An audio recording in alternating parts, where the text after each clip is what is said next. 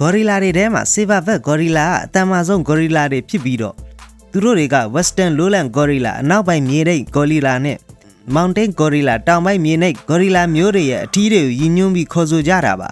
သူတို့တွေရဲ့နောက်ကျောမှာငွေရအမွှေးတွေရှိတဲ့အတွက်ကြောင့် silverback gorilla လို့ခေါ်ကြတာပါအရှေ့အာဖရိကမှာရှိတဲ့ Uganda နဲ့ Congo နိုင်ငံတွေရဲ့တောအုပ်တွေမှာနေထိုင်ကြပါတယ်အရွယ်ရောက်ပြီး silverback gorilla တစ်ကောင်ဟာအရက်9ပေကနေ6ပေအထိမြင့်ပြီးတော့ကိုလေးချိန်ကတော့130 ကီလိုဂရမ်ကနေ220 ကီလိုဂရမ်ထိရှိကြပါတယ်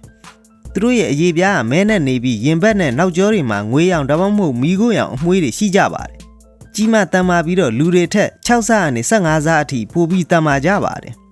တရွက်တစ်သီးနဲ့အကိုင်းခက်တွေကိုအဓိကစားသုံးကြပြီးတော့တခါတရံအင်းဆက်နဲ့တင်းငယ်တဲ့တွားသားတရဝါတွေကိုလည်းစားကြပါတယ်silverback gorilla တကောင်အများအဖြစ်မိသားစုတစုကိုဥဆောင်ကြပြီးတော့မိသားစုတစုမှာအထီးတကောင်အမများနဲ့ gorilla ကလေးတွေပါဝင်ကြပါတယ်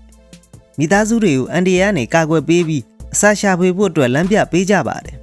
ရိုးရှင်းတဲ့စိတ်ရင်ကောင်ရှိပေမဲ့လည်းစိတ်တို့လာရင်တော့ရင်ဘတ်ကိုရိုက်ခတ်ပြီးဟိန်းဟောက်တက်ကြပါတယ်ဒါကြောင့်ချင်းသေးနဲ့ကြားတို့လူအသားရဲတွေကတော့ရံမဆရဲကြပါဘူး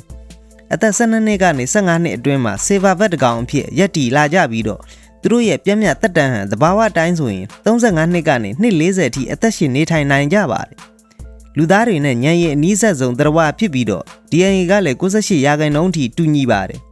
အသိဉာဏ်မြင့်မားပြီးတော့ခြေဟန်လက်ဟန်နဲ့စကားပြောဆက်သွယ်နိုင်ကြပါသေးတယ်ဒါပေမဲ့မုတ်ဆိုးတွေရဲ့တရားမဝင်အမဲလိုက်တာယောဂကုဆက်တာအထူးသဖြင့် Ebola virus ယောဂတွေကြောင့်အကောင်ကြီးဟာတဖြည်းဖြည်းလျော့နေလာပါပြီ IUCN ရဲ့အနီရောင်စီးရင်မှာပါဝင်နေပြီးတော့